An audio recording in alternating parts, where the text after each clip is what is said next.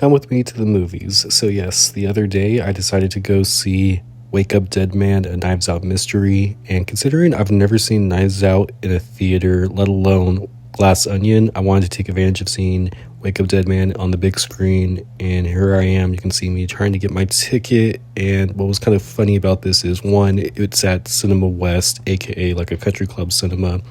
And as I'm getting my ticket, I decided to like sign in because I'm like, okay, why not? I made an account. And one thing I noticed too that was kind of cool, other than the fact that there's a kiosk, I noticed I could get a free small popcorn just because I signed up. But I wanted to pay the $2 extra anyway just to get the large popcorn. So it's like, what's $2? You know what I mean? So in retrospect, I paid about what, 13 bucks for a ticket and popcorn. So this is me being pretty happy and excited to go see the movie. And I always like when I've noticed, at least with Cinema West theaters, that they have the poster to the movie like right by the auditorium, but I couldn't help but notice in my auditorium they did not have that. It was a glitch, but hey, you know what? These things happen.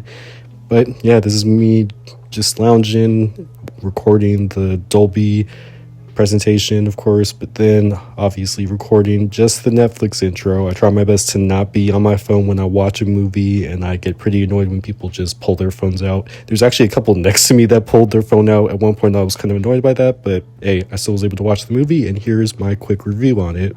So I just got done watching Wake Up Dead Man, and this was really well made, y'all. This is something where, because it's like an anthology franchise, they're going to be different with every movie. And all I'm saying is, I didn't expect what ended up happening.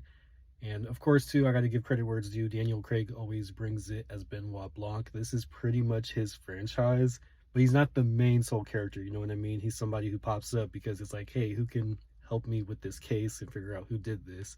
But I also have to give credit to Josh O'Connor. I know of his work because of Challengers. I think that's the only movie I've seen him in.